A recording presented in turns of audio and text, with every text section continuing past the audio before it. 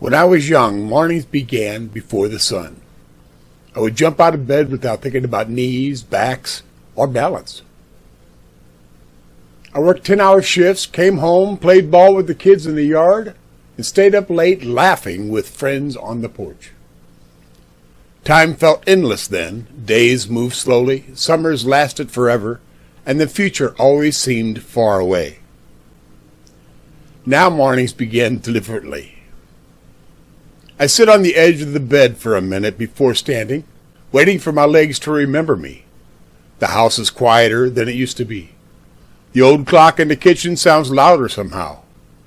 I make coffee for one and look out the window at a neighbor that has changed names, faces, and trees more times than I can count. When I was young, the world wanted speed. Faster cars, faster work, faster answers. I chased all of it. Back then, I believed growing old happened suddenly, like a light switch. One day young, one day old. But it doesn't happen that way. It arrives a little at a time. First, people start calling you sir. Then your favorite songs play in the grocery stores. Then your children begin sounding like adults you once thought your parents were. One day you realize that you've become the oldest person in the room without noticing it when it happened. There are losses. Friends disappear slowly, one by one, until their names live mostly in photographs and memories. The body becomes stubborn, stairs become negotiations, sleep becomes lighter. Doctors you know by the first name. You spend more time remembering where you put your glasses than reading what you wanted them for. But there are things youth never understood. When I was young, I thought strength meant carrying everything alone. Old age teaches you that strength is accepting help with grace. Youth believes life is measured by how much lies ahead. Age understands life is measured by what remains in your heart.